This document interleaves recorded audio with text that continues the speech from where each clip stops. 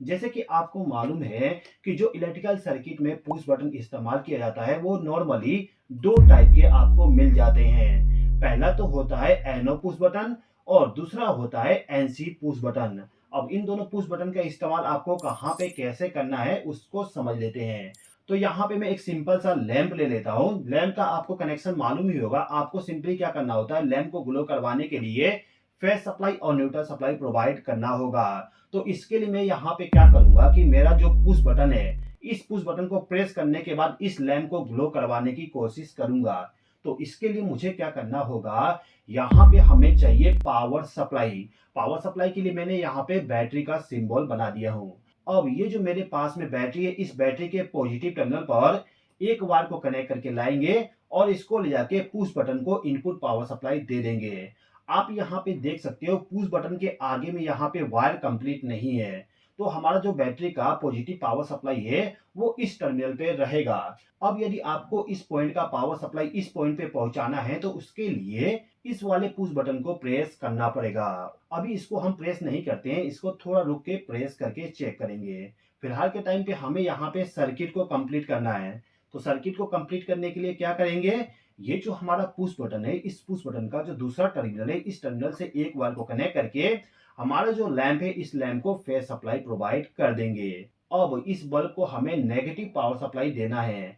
तो इसके लिए क्या करेंगे, जो बल्ब का नेगेटिव वाला टर्मिनल है, उस टर्मिनल से एक वायर को कनेक्ट करके इस वायर को ले जाके पावर सोर्स के नेगेटिव टर्मिनल के साथ इसको कनेक्ट कर देंगे।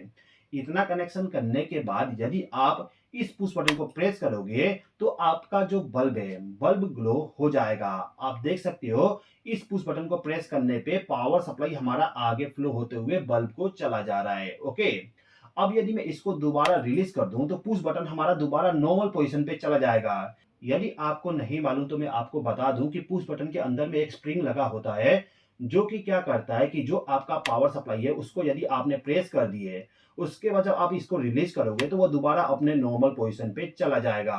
तो एनो पुश बटन का इस्तेमाल करने से क्या हो रहा है कि जब हम पुश बटन को प्रेस कर रहे हैं, लैंप ऑन हो जा रहा है और इसको रिलीज करने पे लैंप ऑफ हो जा रहा है। तो यदि आपको किसी बल्ब को, किसी सर्किट को पावर सप्लाई प्रोवाइड करना है, जब आप पुश बटन को प्रेस करो तो वहां पे आपको एनो पुश बटन का इस्तेमाल करना पड़ेगा। इतना कॉन्सेप्ट आपका क्लियर हो गया होगा। ओके, अब आगे बढ़ते हैं।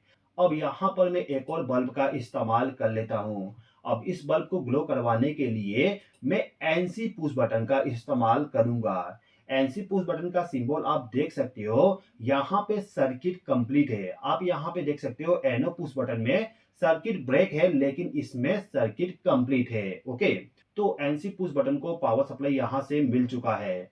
अब यहाँ पे हमें क्या करना है कि ये जो पुश बटन का दूसरा टर्मिनल है, इस टर्मिनल से एक वायर को कनेक्ट करके बल्ब को पॉजिटिव पावर सप्लाई प्रोवाइड कर देना है। इस बल्ब को ग्लो करवाने के लिए यहाँ से नेगेटिव पावर सप्लाई प्रोवाइड कर देता हूँ। ओके, अब इस सर्किट में होगा क्या उसको समझ लेते हैं। तो मैं यहाँ पे पावर सप्लाई को ऑन कर देता हूँ। पावर सप्लाई को ऑन करने के बाद आप देख सकते हो हमारा ये जो बल्ब है ये ग्लो हो चुका है और ये वाला ऑफ है। ये वाला ग्लो इसलिए हो गया क्योंकि यहाँ पे सर्किट कंप्लीट है और यहाँ पे सर्किट ब्रेक होने के वजह से हमारा ये वाला बल्ब ग्लो नहीं हो पा रहा है। यानी कि आप कह सकते हो यदि आपको पुश बटन को कुछ भी नहीं करना है, उस समय भी आपका पावर सप्लाई आगे फ्लो होते रहे, तो वहां पे एनसी पुश बटन का इस्तेमाल आप करोगे। अब यदि मैं यहाँ पे एनसी पुश बटन को प्रेस कर दूं तो आप देखोगे यहाँ पे हमारा बल्ब ऑफ हो चुका है। इस पुश बटन को रिलीज करने पर लैंप हमारा दोबारा ऑन हो गया। तो अभी तक आपने केवल ये समझे कि यदि आपको किसी बल्ब को पुश बटन को प्रेस करने के बाद पावर सप्लाई प्रोवाइड करना है तो वहां पे आपको एनो पुश बटन का इस्तेमाल करना पड़ेगा। और यदि आप चाहते हो कि आपका पावर सप्लाई हमेशा आगे फ्लो होते रहे, लेकिन जैसे आप पुश बटन को प्रेस करो तो सर्किट ब्रेक हो जाए, तो वहां पे आपको एनसी पुश बटन का इस्तेमाल करना पड़ेगा। अब दोस्तों, जैसे कि आपको मालूम है कि हम इलेक्ट्रिकल सर्किट में पुश बटन का इस्तेमाल नहीं करते हैं किसी बल्ब को ग्लो करवाने के लिए। यहाँ पे मैंने केवल आपको समझाने के लिए बल्ब का इस्तेमाल किया हूँ। अब यदि आप इलेक्ट्रिकल सर्किट में पुश बटन का इस्तेमाल करना चाहोगे तो वहां पे आपके सामने मिलेगा कॉन्टेक्टर। कॉन्टेक्टर का भी कनेक्शन सेम तरीके से करना पड़ेगा जिस प्रकार से हमने बल्ब का कनेक्शन किए थे। जैसे कि आपका बल्ब होता है, उस बल्ब को ग्लो करवाने के लिए आपको फेस सप्लाई और न्यूट्रल सप्लाई देना पड़ता है। सेम उसी तरीके से कॉन्टैक्टर को भी ऑपरेट करने के लिए आपको फेस सप्लाई A1 टर्मिनल पे देना पड़ेगा और neutral power supply A2 terminal पे प्रोवाइड करना पड़ेगा।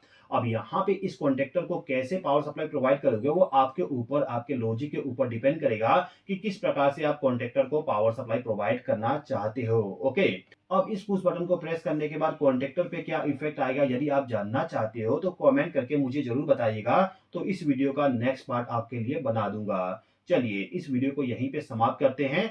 वीडियो पसंद आया तो कमेंट करके मुझे जरूर बताइएगा और चैनल को सब्सक्राइब जरूर कर लीजिएगा।